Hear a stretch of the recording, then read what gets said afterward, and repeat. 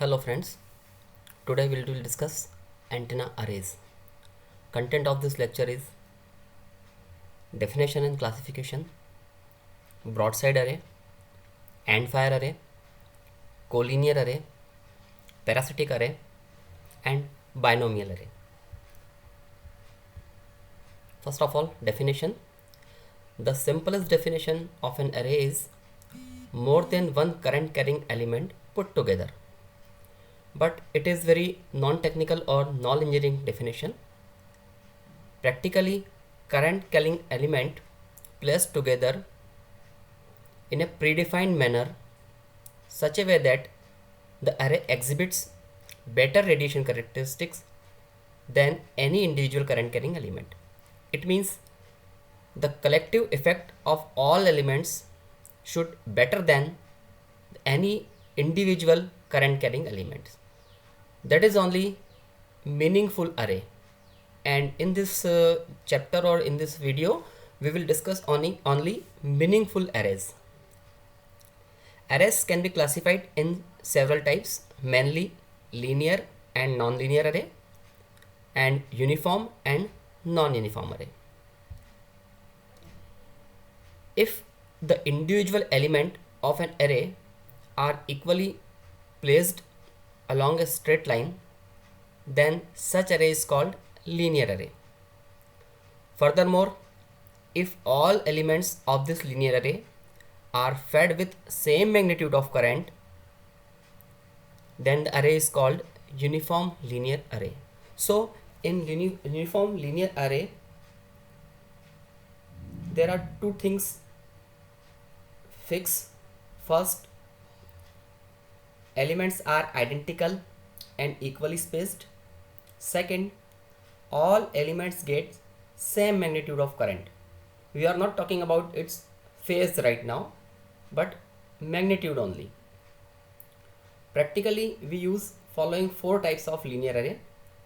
First is broadside array, endfire array, collinear array and parasitic array.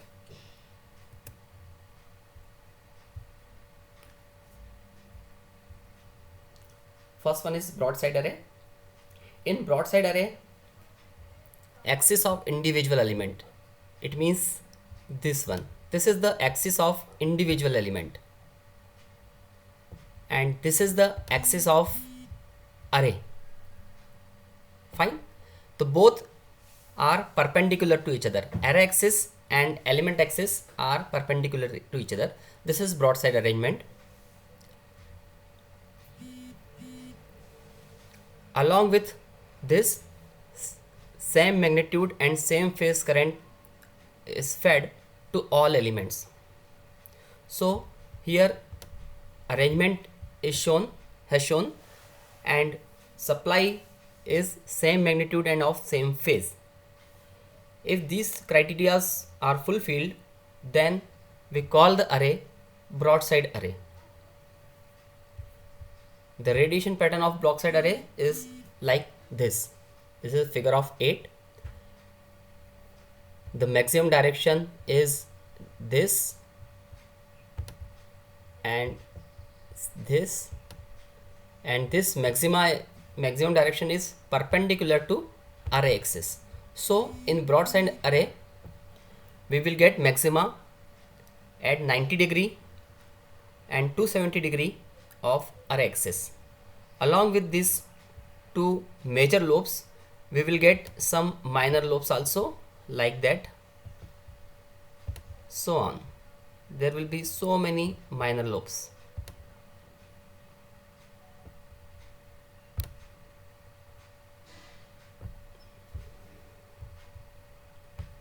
Now we will discuss endfire array.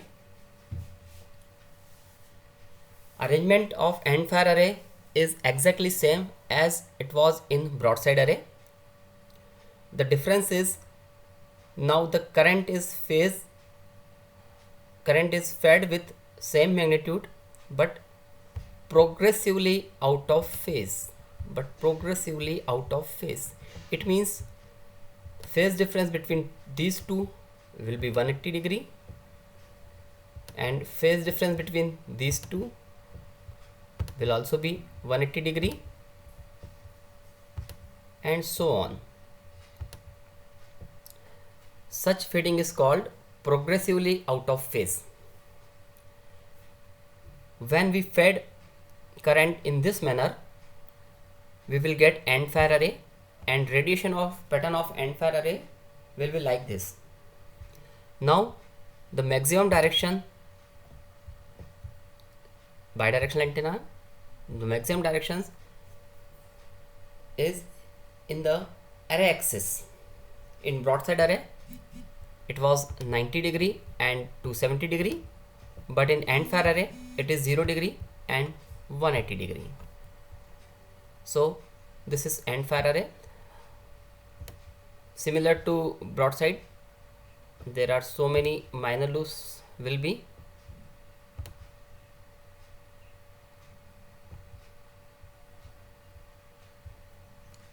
Next is collinear array.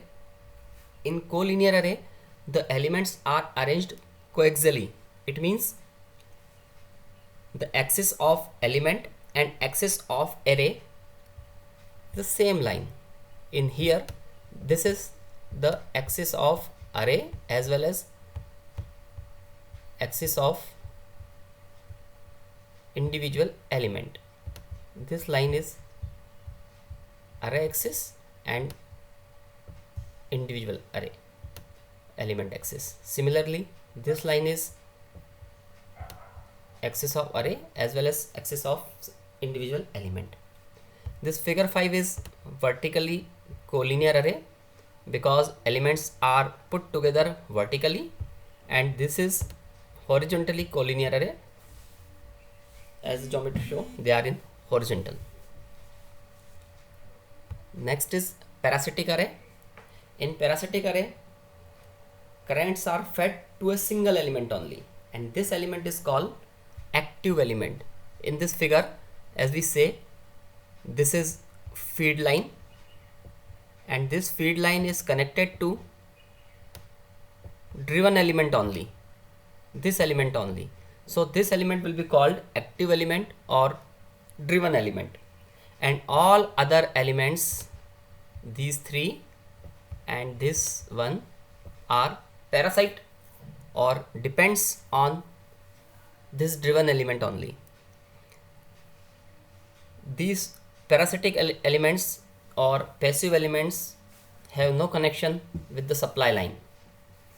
They are not connected directly to the supply line, but depends induction current for their feeding. These three elements are called directors, and this is reflector. It is a Yagi-Uda antenna. We will discuss this antenna in next lecture, but this is a simplest example of parasitic array. Next one is binomial array. Binomial array is non-uniform array because here we do not fed the elements with same magnitude of current. Magnitude will be different. We will discuss this. In this array, elements do not fed with currents of equal magnitude. The magnitudes of current fed to the elements are the coefficients of binomial series. That is why this array is called binomial array. In short, we will see binomial series also. This series is a plus b to the power n minus 1 equals to a to the power n minus 1 plus n minus 1 upon factorial 1 into a to the power n minus 2 into b, so on. Here n is the number of elements. For example, if this n is equal to 1, then a plus b to the power n minus 1 will be a plus b to the power 0, that is 1. If n is equal to 2, then we will get a plus b. It means coefficient of a is 1, coefficient of b is also 1. If n is equal to 3, then we will get a plus b whole square. When we expand it, we will get a square plus 2ab plus b square. That is, coefficient of a square is 1, coefficients of ab is 2, and coefficient of b square is 1. Similarly, When n is equal to 4, we will get 1 3 3 1. When n is equal to 5, we will get 1 4 6 4 1. And when n is equal to 6, we will find 1 5 10 5 1. Interesting thing is, these coefficients are symmetric. If elements are even, it will be same in left side, same in right side. If again, for example, this 1 5 10, again 10 5 1, because n is equal to even 6. When n is equal to odd, it will be symmetric to center element. Center element 6, and in the left of 6 there is 1 4, right of 6 4 1. Similarly here also n is equal to 3, so this is symmetric to middle element, that is 2. In binomial array, secondary lobes are completely eliminated. This is the chief advantage of binomial array. All minor lobes can be eliminated, so power do not waste in binomial array. But for this we have to satisfy following two conditions. First is, spacing between elements should be less than or equal to half wavelength, and current's amplitude are proportional to binomial series coefficient. The limitations or disadvantages of binomial array. First is, half power beam width increases and hence directivity decreases, because HPBW and directivity are connected to each other. One increases, another decreases, so it increases the half power beam width but decreases the directivity. Second thing, and the most important thing, important disadvantage is, for design of large array, larger amplitude ratio is required. It means, for example, we are having just 5 elements are here, and the ratio of magnitudes of coefficients are 1 is to 10 times greater than the first element. That is why this is the chief disadvantage. For design of large array, larger amplitude ratio is required. I hope this lecture will help you in understanding the antenna arrays. These are my references: John D. Krause of Tata McGraw Hill, R. L. Yadav of Prentice Hall of India, G. S. N. Raju of Pearson, and K. D. Prasad of Satya Prakashan.